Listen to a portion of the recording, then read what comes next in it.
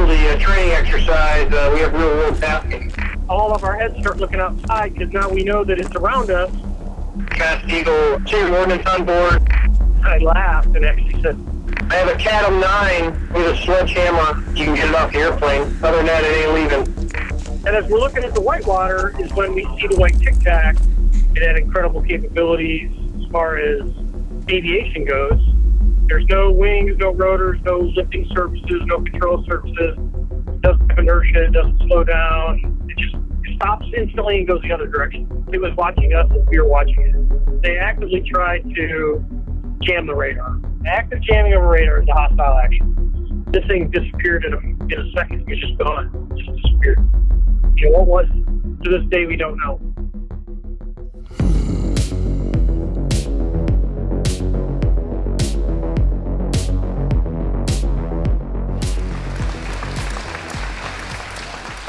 Commander Fravor, and Call me Dave. I know. Commander Fravor, and I have been talking for quite some time, you know, obviously before your story broke the internet over and over and over again. Well, I was privileged to be able to hear directly from Commander Fravor about his experience, and that was really an important moment. You know, I got some good intel on the events, and it was very impactful for me to hear his story. What I'm so excited about today, the first and only, he says, time he's doing anything like this is today. So I'm glad that you're here. So, Dave, let's jump right in. I enlisted in the Marine Corps at 17 years old for good reason. So anyone that knows me, my wife is out there probably laughing.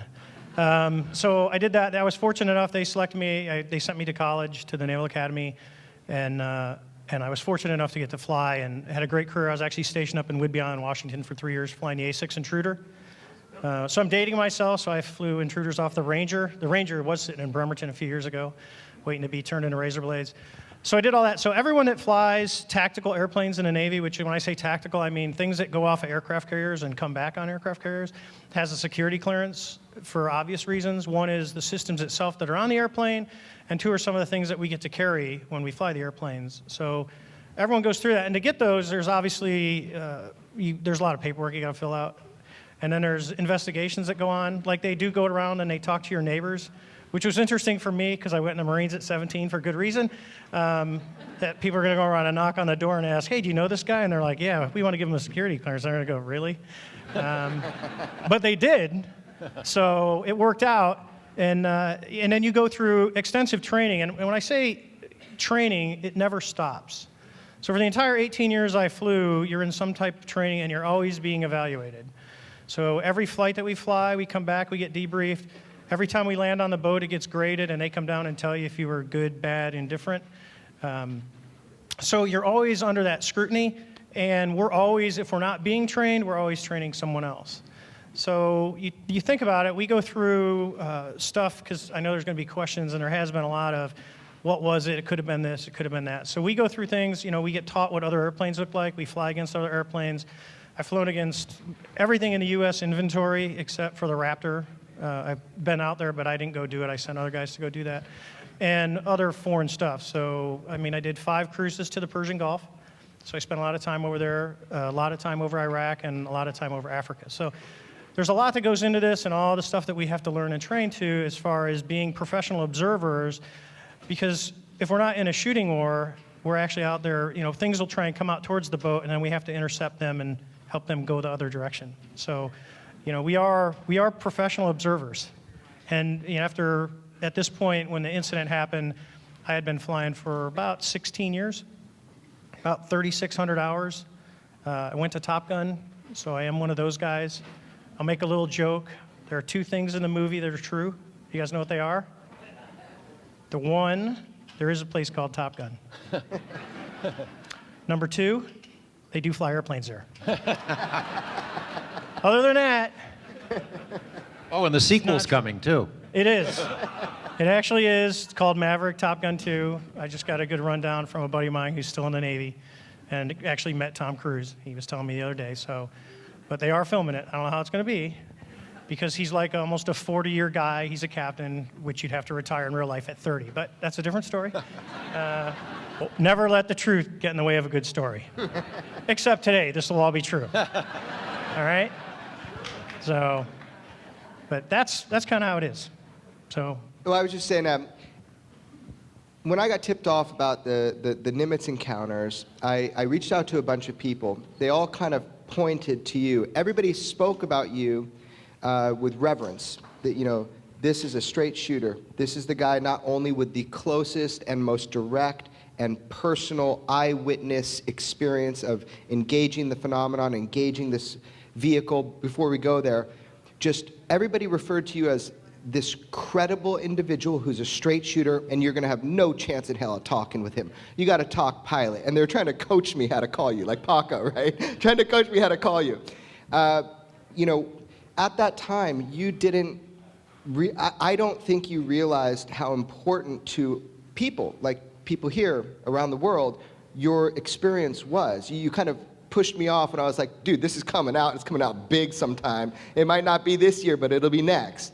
And that happened. It happened to you. Your face was plastered all around the media. George has done numerous news reports on your story.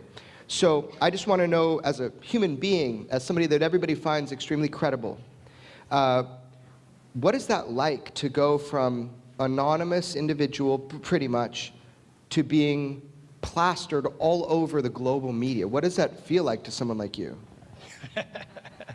So funny. So I got to fill in some gaps. So my friend Paco has a blog. It's called Fighter Sweep. I don't know, I mean, anyone out there read Fighter Sweep? He's the first one that wrote about this. That's how Jeremy found it. He bugged me and bugged me and bugged me. So one of the guys I used to fly with in A6s, we're all friends because Paco was A6 guy with me. So I was talking to this guy, Matt. Matt goes back, tells Paco. Paco calls me. And he's obsessed with it. He's like, really, I got to know about this.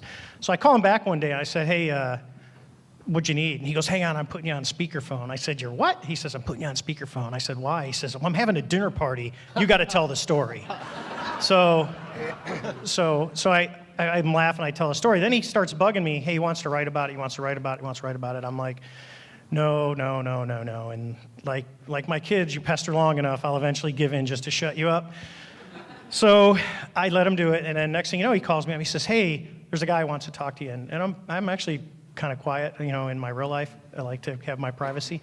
So he says, hey, will you talk to this guy? So I said, yeah, and that was Jeremy. And Jeremy and I have been talking for, well, God, about, longer than that.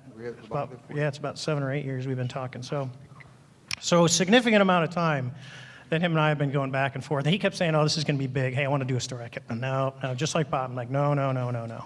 So then what happens is there was 4 of us, and we're going to get into it, but there was 4 of us that actually visually saw this thing for over 5 minutes, okay?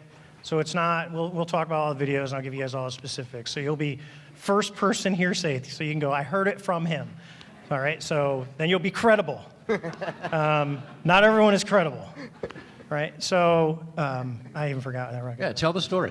What did you see that day? Yeah, go ahead. So we go out, and there's 4 of us that actually saw this thing.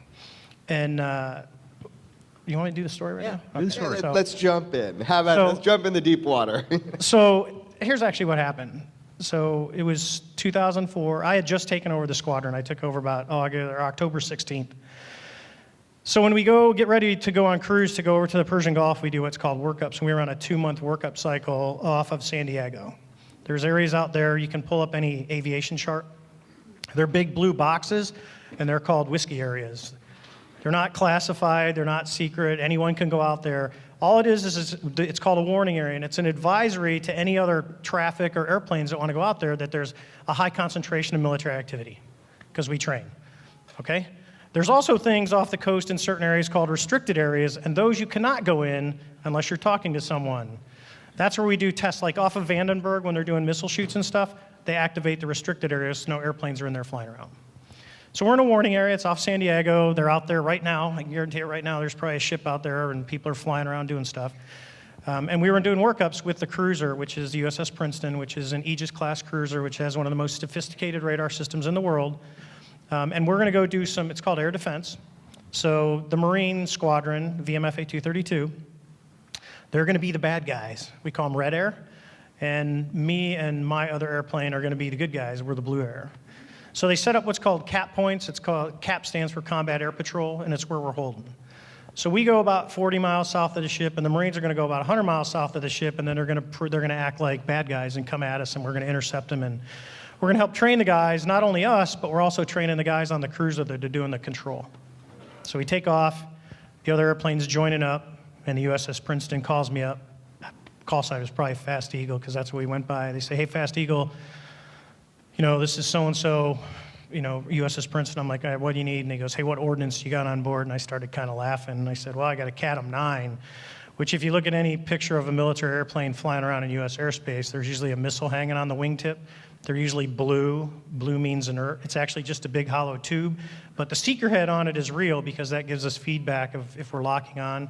So when you watch Top Gun and they go, I got tone, that's the tone that's provided, okay? So I got this. He says, well, I said, well, with a hammer, you can get it off because you got to beat it off or you got to have the key to unlock it and take it off. So he says, well, hey, we're going to cancel training and we're going to go do a real-world operation. So we're thinking, hey, off the coast of Mexico, real-world operation, drug runners. Yeah, so we're like, oh, I'm in on that. So they give us a vector, which is a heading. So they say, hey, it's 270, and they give what's called a BRA call, which is bearing, range, and altitude. So they said, hey, it's 270 at like 60 miles, 20,000 feet. So we go out and we've got our radars looking, and the radar, it's a mechanically scanned radar, sorry, it's a habit. So the radar's doing this, and we're looking out and we're not seeing anything, and they're calling 40 miles, 30 miles, 20 miles, 10 miles. And we're just saying we're clean, which means we don't see anything, we're getting no indications of anything out there. So when they get to a point where they say so radars they're called resolution cells. So think of your camera. If you have like a really high megapixel camera, you can see real good details. And if you have a low megapixel, you can't see it. Think of those as resolution cells. So this is basically the radar going, I can't tell the difference between the blip that you were going after and you. Because all we are to him is blips, right? So we keep moving. We have numbers bias because we're reporting back. So we get out there, he calls merge plot. So we're in the airplane, my wingman's off to the left-hand side. And when they call merge plot, we say it's doing the Stevie Wonder, so you start doing this. Because now it's somewhere around you, and they're not helping find it, because you're in the same, you're in the same room.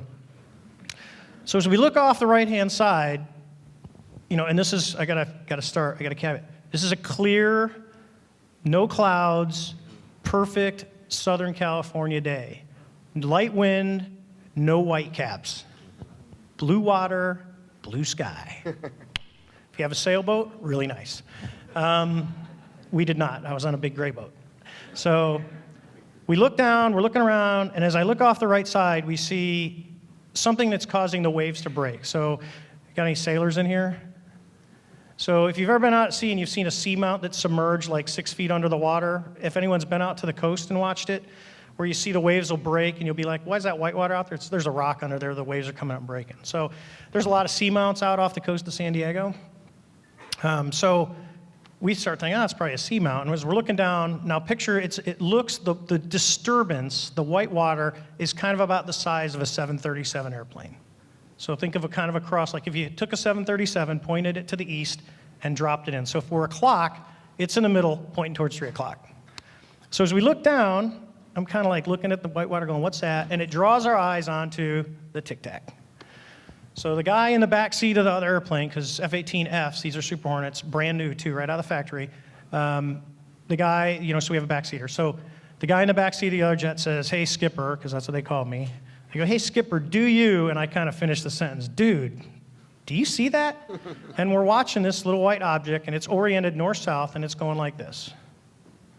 And it doesn't, like a helicopter would do this. So the first thing we see it, what do you think? Helicopter, right?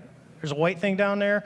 So what do? When you see a helicopter, because I've seen them a gazillion times, there's rotor wash that comes off of them, right? And you'll start seeing the water. It kind of beats the water down below it, and you'll see there's no mist.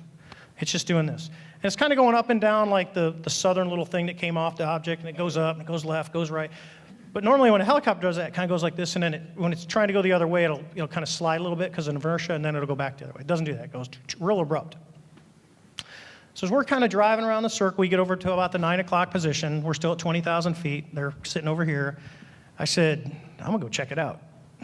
And the other airplane said, I'm gonna stay up here. I said, yeah, you stay up here, you take high cover, just watch us. So now they can watch both me and the thing. I'm gonna go down and see how close I can get this thing. So we keep going around. I start a nice, easy descent. You know, not necessarily cautious because of the object, but you can really lose how high you are over the water because it looks the same at 100 feet as it does at 10,000 feet. So you can, and I wouldn't be the first one to try and fly through it. Doesn't work. So I get to about the 12 o'clock position. The little object's still doing this, right? It's about 50 feet off the water. So this is important to note. The ship at the time, the radar, can't see it. Couldn't possibly see it because of the radar horizon. Because contrary to some people in California, the Earth is round. It is not surrounded by an ice wall. It's round, right? So when you get so far away, you can't see around it, all right? So we're far enough away. We're probably 60, 70 miles away from the cruiser. It's down here. We're up here. So we're descending, and we get to about the 12 o'clock. It goes boop, just like this, and starts coming up. Reacting to you. Oh, yeah, definitely. So I'm like, woo, all right. So we keep coming down, and it keeps coming up. And we go all the way around the circle until I get over to about the 8 o'clock position. By now, I'm probably around, estimate, this is a recall from almost 15 years ago, I'm probably about 15,000 feet. And the object is somewhere around probably 12,000 feet. So I'm getting closer. And it's about a mile across. So we're in a circle, we're just driving around. Everyone did that as kids, you know, keep running around the circle. And you'll do it all day long until they tire themselves out. There's always that kid that cheats. So what do? Cut across a circle. So I go like this. I drop my nose. It's called an aggressive nose-low maneuver, and I go across. So I'm going, instead of around, I'm going around this way. And I'm thinking, so it's here, and I'm going to try and get over and get it. So I start pulling across a circle. It's coming up, gets in front of my nose. You see it start to accelerate, and it goes poof, and it's gone. So then you go, all right. I was kind of weirded out. I actually told my backseater, I go, woo. I asked the plane up above us, I said, hey, do you see it? And they said, no, it just disappeared. I'm like, okay. I'm a little bit weirded out. So we turn around. So I said, well, let's turn around. Let's go see what was causing the water to turn white. So we turn around. So we're right there. It's not. It's gone. There's no white water, no Tic Tac, no nothing. So we turn back around. And the whole time, we're talking to the cruiser, and I'll fill in some of the details here in a sec. So we turn around, and I'm like, well, because I'm the boss, okay, we got to go get some training, right? So let's go. So we start flying back to our cap point, which is about 60 miles away, and the controller comes up and says, sir, you're not going to believe this. I said, what? He said, that thing. It's at your cap point, just hanging out, 20,000 feet. So I'm like, okay. So we get up, we drive, we never see it. We never see it on radar. Never saw it on radar ever, only saw it visually. We do a couple intercepts. We come back to the Nimitz and land. Strangest day of my entire life, right? So we come back and land, and we have a thing called it's the apparel office where we store our flight gear. So we come inside, we're taking off the gear, and the four of us are talking about this. Like, oh my God, what was that? Well, another of my crews is getting ready to launch. And they're listening to us, and the backseater decided, hey, I'm gonna go try and find this thing. He knew where our cap points were at because we use them over and over for the training. And so he takes off. We have no, we're doing our debrief, trying to figure out what we just saw. He goes and flies. Hour and a half later, he comes back, and he had walked into intel because we have to go into intelligence and debrief. And the backseaters go do that, and they're like, hey, we saw this thing. We don't know what it was. They're like, great. And they're making fun of us, of course. And so when he walks in, they go, oh, VFA-41, see any UFOs? And the backseater goes, as a matter of fact, I did. And he drops the tape, which is the minute and 30-second video that you guys see. So kind of cool that we had the video, and then he brought it down to the ready room. And there's actually two tapes. There's a radar tape and then the targeting flare tape. The radar tape you guys have never seen, and no one probably will ever see it because we don't know where it's all at. And then the stuff that was taken off of a classified drive and put on YouTube and some other things. So, and that is a story. So besides catching a lot of stuff, and I'll let these guys, because I know they got some leading questions, but that's kind of what we saw. So it wasn't a fleeting thing. It wasn't a weather balloon. It was an object. I got a lot of experience. I looked at it for over 5 minutes, and I chased it. I got within a half mile of it. And It had no wings, it had no rotors. You can look in the video, it had no known propulsion system. There's no plume coming out, there's no heat signature, no nothing. And so we had talked to the cruiser while we're doing all this, and the young controller, and it's not the one that's public and talking all the time now, but it's probably a kid who was a second-class petty officer. It's a supervisor that keeps talking. He said, I said, well, you know, what is this? He said, well, sir, we've been tracking these things, up to 10 of them, not 100, up to 10 of them, for the last 2 weeks. And this is the first time we had manned airplanes airborne when it showed up. You know, I think whoever it was flying the thing probably got in trouble with their boss because they weren't supposed to be seen, and we saw them, but that's a different story. So, yeah, I don't know. There's a lot of stuff, and I know these guys are asked questions about it, but there's a lot of stuff out there that we're going to talk about. But they had been coming down from above 80,000, come down, hang out at 20,000 for about 3 hours, and they go straight back up, right? So we just happened to be out there when one was there, and I'm sitting in front of y'all here in McMinnville, Oregon, talking about it. Did you?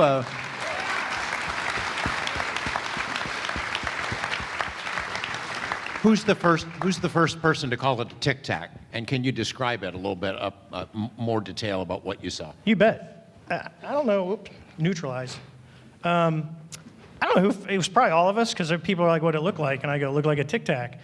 And then people go, "What did it really look like?" I go get a box of Tic Tacs, take one out, and go, make it 40 feet long. And he's seen Ghostbusters? It's a Twinkie, and it weighs 500 pounds. It's a Tic Tac, flies really fast, and it's about 40 feet long. And then they go, well, how do you know it's about 40 feet long? I go, I don't know. I've been flying for 16 years. I know about the size of a fighter. I know how close I got to it, and I know how big it looked. And I'm like, it's probably about 40 feet long. So there you go. But smooth, white. There's actually, you can't see it in the video that you guys, because it's been copied so many times. So we bring these things back. They're recorded on high 8, and the video is taken directly off the back of the feed to the displays that we see in the cockpit. And then we look at it on a big TV, right? Just normal TV. So it's just a high 8. We had 8 mil stuff. So we have the 2 tapes. We can look at them both synced up. We can do all kinds of cool things with it. But so you put it in. It actually, when he gets close, because you see, everyone's seen the video? Do you guys know the right video? It's the boring one with no voices. It just sits in the middle of the screen. And a minute 30 later, it flies off the side. That's the video. Okay, so it starts black with a little white Tic Tac in the middle. Okay, that's infrared. So the differences in color are temperature. So the sky is black, the Tic Tac is white because it's hotter than the sky. So it's obviously got some heat to it. Which, when it switches to white with the little black Tic Tac in the middle, or gray, that's EO, that's TV. It's a black and white TV camera. Okay.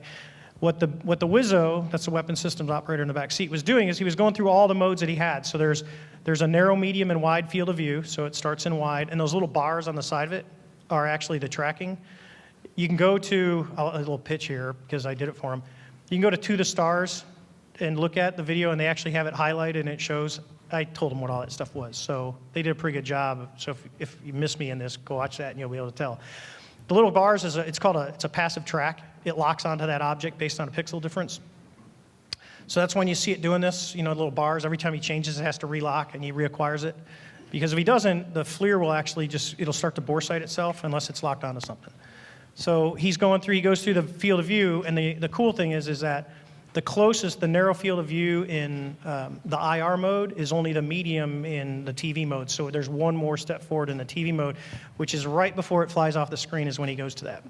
So, but that is the video. There's nothing being hidden. That's the whole thing. It's about 1 minute 30 seconds long, not 10. So.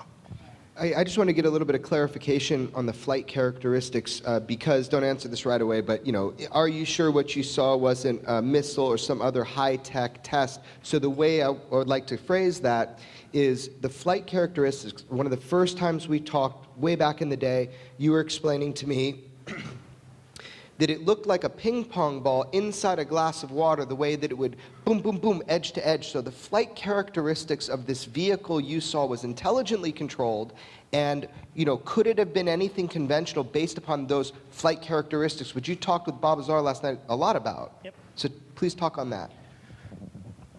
So we have this thing that kind of rules us. It's called physics. I know. The coyote never studied law, or it was Bugs Bunny. So the laws of physics. I'm probably dating myself because I watched Looney Tunes as a kid, or maybe I still do.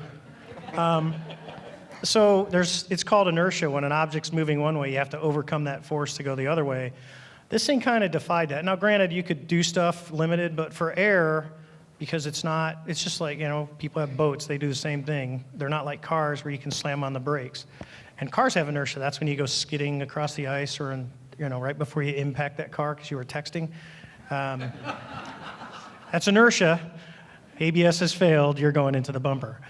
This thing just defied all that. It was like left, right, forward, back, And then when it decided to come and visit, and mirror us, it just kind of abruptly went, boop, like that fast, just boom, and it started moving. So we have nothing that can literally just stop twisting and it's going that fast. It doesn't do that, not in the air. And the way it took off is another property of the propulsion that is unique, because you told me, Jeremy, I didn't see any flares, rotors, heat signatures, nothing. And when it took off, it was like, so That's can you correct. explain that to everybody?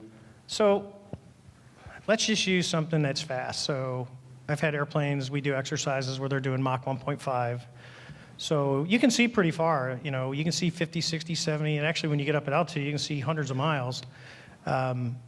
If an airplane comes by, because I've watched SR-71s when NASA was flying them coming in from above 60,000 feet, they take off out of, NASA had a facility towards Palmdale, and they would fly this big loop. They go up towards Oregon, up here.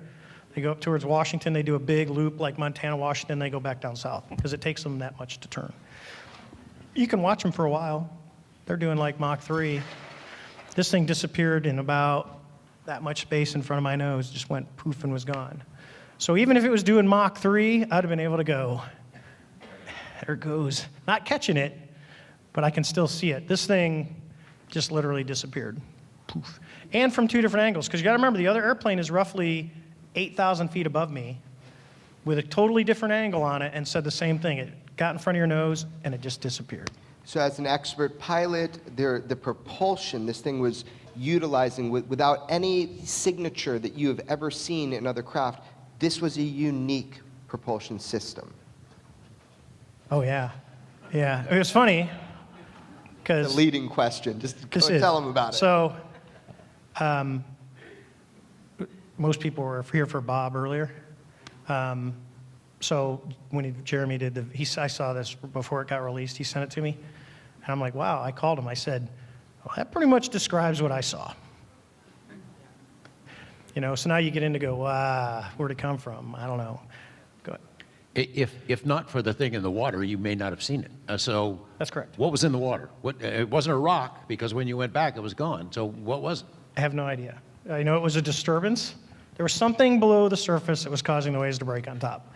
When we went back, we could not find it at all. And this thing, a rendezvous, a docking, you're speculating, obviously, but I mean, Oh, very much. There's a relationship between the Tic Tac and what was under the water. I think so. As I told Good Morning America, they asked me, and I said, well, it was communicating with the whales like Star Trek.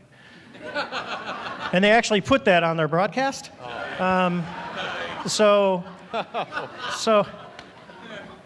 I don't know what was down there. I don't know if it was actually communicating, but if you want to speculate that's how we find it. We would have never seen, because it's not that, you think, God, it's 40 feet long and it's a white Tic Tac. You'd be amazed at things that you don't see, because our eyes are cued to motion. So if it was just sitting still, there's probably a really good chance we'd have never seen it. But as it was doing this, that motion tracks. You ever watch, you guys have rabbits, get coyotes around here? When the first thing the rabbit does when the coyote shows up is sits there and doesn't move, because the coyotes actually track the motion. If the rabbit runs, the coyote's locked in. They wait till the coyote gets closer and then they run. But sometimes they'll sit there and the animals will move on. So it's kind of that, as we're watching it, we're trying to get cued in, and when it's moving, you go, and literally, so you see the disturbance and you see this bright white thing moving around, you go, what the is that? I have two kind of technical questions for you. So one of the parts of your case that's so astounding is the object was about 60 miles out at your cap point, as you described. How did it know within 120 seconds How did that vehicle know? Was there an encrypted communication that maybe it siphoned off? Some people speculated they can read our minds. How did this object that is piloted by an intelligence, it's an anomalous aerial vehicle, how did it know to be at your cap point when you had an encrypted communication? Was it messing with you by going there? No? Maybe it wanted to meet me. No, it's, I don't know, because you'd say read my mind, and I'd say you're not going to get much. And I don't memorize the coordinates. They get loaded up on a system, and we have a card that we slam into the airplane, and it downloads everything. So I don't memorize that stuff. I just go, I know it's waypoint number 1, and I select, and it pops up on a screen. I go, that's it. So how did they know that was it? I have no idea. Obviously, obviously, if this is what we think it is, and you're all here, then it's obviously is very advanced, whatever it was. I'm thinking if they can figure out a propulsion system that allows it to do that stuff, then maybe they can figure out a lot of other things. We don't broadcast, the points are in the airplane, they're not going out over the waves. Some of it does, because we have a link that the airplanes can talk to each other, and we can see what the ship sees. So let's talk about technology real quick. One last point, the technology of this. So you're alluding to the idea of which a lot of the scientists that worked on the papers, they believe it's probably gravity propelled, as Lazar said yesterday, and you guys were talking. That's the only thing that can distort and move things with the inertia factor like that. So you have something that's technologically advanced that somehow knew your cap point at the moment almost that you're going to there, that you're sent to there, but also something else happened, and you explained this to me eloquently, and I want to understand the difference of a technological machine that can passively jam or actively jam. This object actively jammed our craft. Can you explain to the audience what passive jamming is, active jamming, and why that's so important that this technological capability was there for this machine? So we'll just talk jamming in general. So what happens, our radars, they're pretty smart, probably smarter than I am. I always joke they're designed by a bunch of kids who got beat up in school. It's kind of funny, but they are. These guys that do this stuff are brilliant. When it gets, so for those, just in simple terms, it's a Doppler radar. It sends out a signal. The signal hits something, it comes back. There's limitations to that. Nothing's perfect. They're not all seeing, all knowing. And we learn all that stuff, but it's not important. So when they first saw it, the crew that took the video, the first thing they do, they're flying around, they have 2 screens up. They have their radar on the right, which is azimuth and distance. So it says it doesn't see all the way around, like you see in some, like Top Gun, I think has a thing, it keeps going around, he's tapping the scope. No, airplanes can't see all the way around, they can see in front. So it's doing this. And then it has another display on the left that is azimuth, so left and right, and up and down. So if you had 2 things that were stacked, we could see there's a guy high and a guy low, and on this one, they would look like they're on top of each other. Does that make sense to everyone? So between the 2 displays, you get a 3D picture. Okay, so what he saw when he first gets it is they're flying out there, and you can look at the video. They're actually about 20,000 feet with the autopilot on, just with the auto throttles on, so the airplanes, they're just driving around. And he sees it, and he's in the back seat. So the back seater in a Super Hornet cannot fly it, right? There's no stick. There's actually a nub, because we can convert it into a trainer, but they have side sticks, so there's no throttle quadrant back there. So they're sitting like this. It's kind of comfortable. And they can do everything with their hands. It's called HOTAS. They just sit there with their hands on these 2 little joysticks, and they can change displays. They can do all kinds of really cool stuff. And it's decoupled from the front cockpit. So these were the first Block 2 Super Hornets that went to the fleet. So like I said, we were literally getting them right out of the factory from Boeing.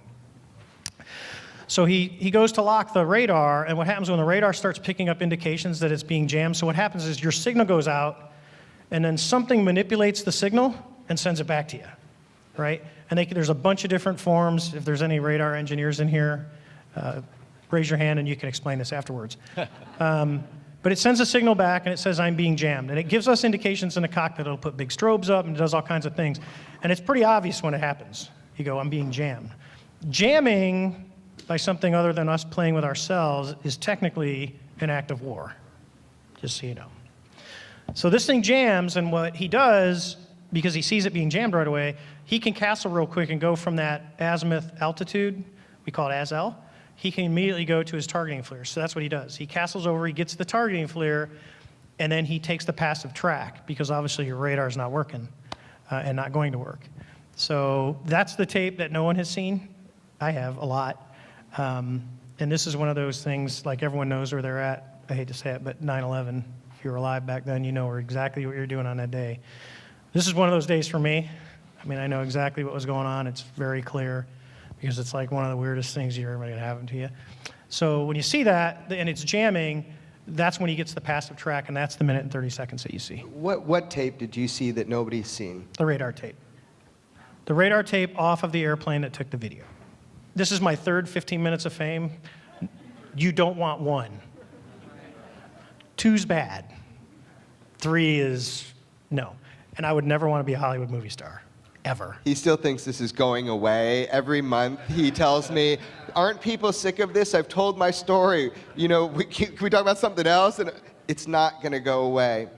Part of what Bob has had to do over 30 years with George is to untwist the fabrications and the lies from a very simple, straightforward story in a lot of ways. Same with Commander Fravor. I want to thank Dave for coming to talk with you for the first and only time, as he said. Thank you so much, Dave, for coming here.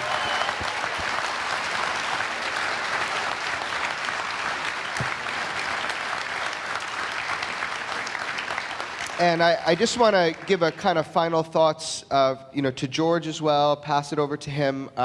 My kind of final thought here is one of the first times I really broke the sound barrier with you about what you think you saw. I would love for today for people to see this around the world and people saying, oh, it could be this, it could be that. No, here's Commander David Fravor sitting right here. He told you his story direct, what he saw as a trained observer and one of the top badass fighter pilots on our planet, what he engaged. So if you deny that information, that's your problem, not ours anymore. He has spoken now. So what I'd just like to say is, when I asked you and we broke that sound barrier of what we're really talking about here, you said to me after a long, uncomfortable pause, Jeremy, have you ever watched Independence Day? Well, I have with my kids. Because I asked you, what do you tell your kids about this? You know, you saw a technology so far advanced, it's inconceivable that it's something created, as far as we understand, by human technology. It appears to be distorting gravity, time, space. This thing is bouncing around like a ping pong ball. You chased it. You chased it. How does that affect you? How does it affect speaking with your wife? How does it affect with your kids? How has it affected you as a human, how you look at yourself on this earth, man? My kids are extremely sarcastic. And both very smart. And their mom raised them well. So when they're together, like, I get brutalized. Like, I walked in the door after doing Tucker Carlson, and I didn't get one foot in the door, and the memes were flying, and the jokes were coming, because I am sober and believable. How does it affect me? I don't know. I'm the same guy that I was growing up in Toledo, Ohio. People that know me are going, yeah, you're the same guy. Kind of a smart aleck. That's a nice way of saying it. I say my kids got it from their mother, but she says, not so fast. No, it's out of all of it, I've met some really cool people. I've gotten a lot of offers that I usually turn down. And the reason I'm here is this guy right here. He sent me video from the parade last year with these two guys. And I go, that looked like it was pretty fun. He goes, you got to go. And I go, well, let me think about it. And then I was like, and I was off, then I was on, I was off. And then they're like, you can bring your wife. And I'm like, oh, that helps sell it. And of course, I was even getting on the airplane to come here. I'm thinking, man, I got so much stuff to do around my house. I'm taking a whole weekend. But it's been really fun. It's been a great opportunity. But I wanted to close with this one thing. So I was asked, what do you think it is? And I've said this. I don't think we developed the technology. I'll just say that. And I asked my astrophysics prof once when I was in college, I asked her, I said, hey, do you believe in extraterrestrial life? And she said, no. Being the prodding kind of pain in the ass that I can be, I said, really? You don't believe? She goes, no. I go, it's an infinite universe, And as far as we know, we can't count them. There's billions and billions of known stars. And I know that because we would fly night vision goggles, which amplify light. And you turn all the lights down and go up at about 30,000 feet in the middle of the Pacific. Then roll your head back. You can see the entire Milky Way. It's spectacular. Just so you know, you can live through me, but it's incredible. You can actually see satellites going over. You can see them moving. So you sit back there and you look at all that and you go, if we're the only thing, this is it, Earth, it's pretty lonely. I just want you to think about that. It'd be like you being the only person on the planet. It's a lot of space going to waste. So just put that in your, I'm not going to talk little green man or any of that stuff. I'm just saying there's a lot out there that we don't know. We can't understand. We can't explain dark energy. We can't explain dark matter. Physicists will admit that. So just take that. We still have a lot to learn. We are just finishing proving some of Einstein's theories, like proof that we can actually see gravity waves, and the stuff that just came out of the black hole. So there's a lot out there. Just keep that in your hip pocket as you all walk out when people question, do you? It's, if we're going to be open-minded, let's think that we're not all that. Let's check our hubris, and go, maybe there's some other stuff out there.